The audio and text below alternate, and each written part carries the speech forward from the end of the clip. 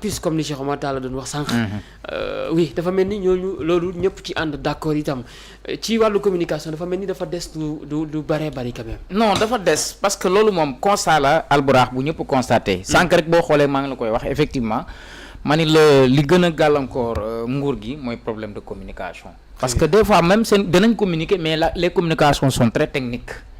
bu ñuy làq sax bañ na ko ba ñu bëree bëri ci tubaab la ñuy làq li ñuy làq mel ni véritablement bëgguñu nit ñi comprendre ce qui se passe effectivement li Guy Marius Sagna wax dafa am du sax waruñu sax poser ay conditionnalité naan su fekkee ay erreur dafa am erreur am na tey boo xoolee étudiants yi nekkoon université Gaston Berger erreur yi leen dal loolu nit mënu ko concevoir xam nga si étudiants yi ma lay wax sànq ni ñu ngi master ba pare nekk dans cette situation là am na si ñoo xamante ni ñoo am dëgg parce que inscrire nañ ci waxtu wi ñu war a inscrire mais c'est la direction générale de l'université moom moo jëlu seen ay dossiers yóbbu ko ci waxtu wam ko war a yóbbee kon ñooñu nekkuñu ñoo xamante ni inscrire uñ ci délai yi loolu benn erreur la beneen bi ci am mooy véritablement force de défense et de sécurité yi moom kenn mënul nangu wax dëgg yàlla seen dugg ci biir université parce que relation bi war a dox ci diggante étudiants yi ak université yi c'est-à-dire cohésion boobu amu fa ñoom ñaar fu ñu daje xaaral confrontation dafay am parce que ku ci nekk sa morom ennemi nga ko jàppee noonu nga ko jàppee ku ci nekk rek booy jàkkaarloog sa morom dafay mel ni yaa ngi ca xare loolu nag te amul dara lu mës a régler dugg force de l'ordre ci biir université depuis l'indépendance ba léegi amul lu mës a régler amul lu mën a régler lu mës a régler donc nag kon tey l'histoire daf ñu war a jàngal ñu jéem a xool yeneen véritablement source de solution yu dul jël ay alkaati ñu dem di dóor ay bal ci kaw di gaañ ay nit tey xam nga ni buñ nee la am na ay étudiants yu bari yoo xamante ni aujourd'hui transféré nañ leen hôpital ba maa ngi dégg sax benn journaliste boo xamante ni gaañ nañ ko si bu Sénégal 7 xam nga yooyu yëpp dafa jéggi dayoo muy lalla defe naa lalla rasul si je ne me trompe pas maa ngi gis sànq si réseaux plateforme yi ñu ne gaañ nañ ko si xam nga c'est-à-dire situation yi yëpp Albourakh yu ñu war a moytu la te nag lii mun naa dégénérer ba yëgg foo xamante ni mën na weesu kawe lool suñu njort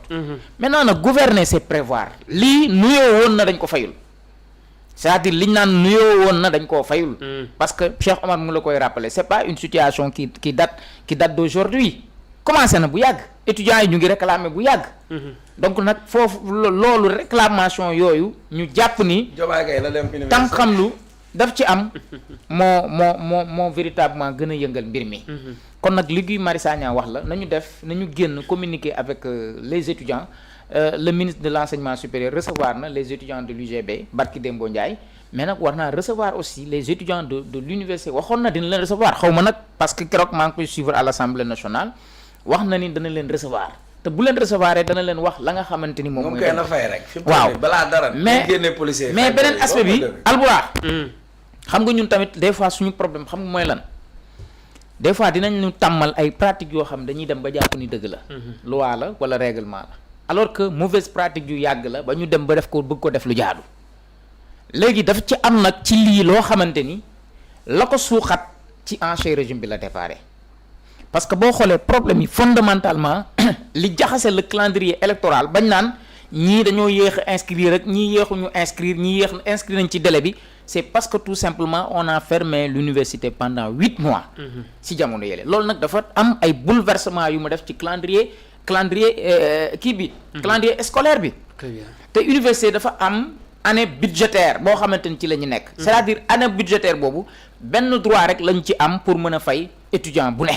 léegi nag calendrier électoral bi calendrier du moins scolaire bi ni mu demee ba jaxasoo mooy waral léeg-léeg ci année budgétaire bi sax am na étudiants yoo xamante ni boo moytuwul dinañ leen ci fay ñaari yoon ndax ni année bi changé loolu lu am la léegi nag mbir bu yeggee fii boo ko bëggee jubbanti forcément il faut s'attendre à ça nee naa la y a des mauvaises pratiques yu amoon université te ña ko doon def weesuwul lu dul ay hommes politiques ñoo ko doon def léegi nag am na ci lenn loo xam ci mauvaise politique yi tey autorités yi bëgg nañ ko dindi mu ngi mel ne li leen daloon tey bi ñuy bëgg a jëflanteeg marchand ambulant yi fii bi ñu ñëwee gis leen ñu nekk ci ay mauvaises pratiques bëgg leen yëkkati ñu bari xaaroon nañ ni affrontement dana am entre ñoom ak marchand ambulant yi de même que jakartamaan yi c'est la même situation qui se répète à l'université parce que ministre de l'enseignement supérieur du lépp li mu wax tamit lañ mën a jël sànni si mbagim si mbalin mi man am na lu mu wax loo xamante ni je suis parfaitement d'accord ak moom mais nag dafa leerut ci bopp étudiants yu baree bari am na y a une part de vérité si li ministre bi wax mais c'est très technique boo amul benn capacité technique yi doo dégg li mu bëgg a wax. donc kon jàpp naa ne nañu def communication am nañ ay cellules de com quand même mais ñu génn communiquer ak nit ñi wax leen lu nit ñi mën a xalaat parce que boo jëlee les parties prenantes boo leen déglu étudiants yi déglu les autorités concernées mais di nga xam ñan ñoo am dëgg ak ñan ñoo nekkul ci dëgg. très bien. système LMD bi dëgg la bari na ay bouleversement ak ay changements yoo xamante ni indi na ko am na étudiants yu bari yoo xamante ne xamuñu ni woon ni boo amee sa licence décrocher sa licence demander pour accéder master moment boobu nekk woon étudiant bari na étudiants yu ko xamul woon di. te nag am na ñoo xam période boobu dañu leen fayul te dañ ne nañ leen fay. léegi ministre bi nag période boobu lu tax ñu war leen ko fay. loolu yëpp nag li ko indi mooy li ma la wax changement bi am ci calendrier scolaire bi. te mi ngi déparé ci keroog bi nga xamante ni Sénégal mi ngi nekk ci ay jafe-jafe ñu tëj université bi pendant 8 mois. kon jafe-jafe yi démb. jëfi démb. moo feeñ les pratiques di démb. moom moo indi lii tey. très bien waaw jërëjëf Cheikh Serigne Niang Cheikh Omar kii di Malick Gakou moom depuis ci subaak léegi mu ngi ci campus social bi oui ngir daje ak ñi nga xam ne mooy le collectif des étudiants en mouvement d'humeur. waaw mais d'abord li nga wax te Guy Marius Sagna wax oui ko. très bien. donc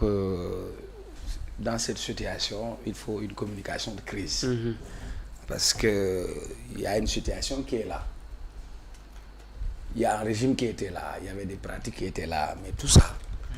fii ñu toll à 2 ans d'exercice pratiquement du dëgg. Il y a une continuité de l'État. Quels que soient les problèmes, il faut les assumer, il faudra les régler. Parce que problème bi conséquence u politique yi ñu doon def boobu ba léegi la. ci sunu jàng ci sunu jàngaleen. très bien. président Abdou Diouf am na jamono boo xamante ni dafa am ñu defoon master anglais ñu am problème insertion ñu financé leen ku si nekk pour un projet yi daanu est-ce que sax li ñuy jàngale dëppoo na ak ñun li ñu soxla parce que tey booy xam de plus en plus formation professionnelle bi la nit ñi gën a def mais ama nièce et là ren lay def terminale S1 elle me parle de médecine je lui dis kan moo fi mën a toog jëmale juróom-ñetti at naan da ngay xaar parce que nit ki am na fu muy toll les gens ont besoin d'être opérationnels. Donc il y a tout un problème Serigne. Il faut repenser notre enseignement il faut repenser nos universités. Comprenez. Déjà bourse yi ñëpp amuñu parce que am na une discrimination parce que tey boo nekkee année bi soo jàllul année bi tu ne peux pas être boursier. Critères yi nga xam ne moom lañ teg ay critères de sélection la. léegi comment des gens yoo xam ne ñoom ñu ngi am benn privilège bëgg a tuutal lee nga xam ni moom la étudiant bi amee il faut ñu wut une solution à court terme et la première solution à court terme c'est de sortir les forces de défense et de sécurité d'abord. Instaurer le dialogue avec les étudiants maintenant pour Malick Gakou moi je crois que ñëpp xam nañ proximité bi Malick Gakou am ak Ousmane Sonko tout à l'heure je vous disais que am na ay nit yoo xamante ni war nañu mën a sol seen daal pour dox rôle boobu et pour man quand j'ai reçu l'information Malick Gakou c'est un homme quand même très ouvert d'esprit et très proche des jeunes et avec sa proximité avec Ousmane Sonko il serait un bon émissaire pour Ousmane Sonko pour préparer le terrain donc s'il décide ci biir coow li moom qu'il prenne la responsabilité et le courage d'aller au sein de l'université pour essayer de rencontrer les différentes parties les différents protagonistes dans cette situation pour d'abord les écouter comprendre quelles sont leurs préoccupations déglu leen waxtaan ak ñoom pour que ñu mën a indi une solution man jàpp naa ne ci loolu lañ war a jublu maintenant Serigne quoi qu'on puisse dire tout à l'heure je voulais rappeler man bi ministre Abdourahmane Diouf ñëwee bi ñu ko joxe enseignement supérieur dañu dindi woon directeur des bourses bi j'étais là à la télé fii laa toogoon wax leen ko c'est un universitaire maîtriser woon na le circuit am na benn jamono boo xam ne am na ay étudiants sénégalais yu nekk Russie xam ban problème la ñu amoon parce que coow guerre Ukraine bi mu commencé ak Russie y a eu un blocus. Donc étudiants yi nekkoon Russie dañu doon am problème pour ñu mën a jot xaalis bu jóge Sénégal dem foofu. Il avait trouvé des moyens à partir de la France pour mun leen ko jox anticiper sur certains problèmes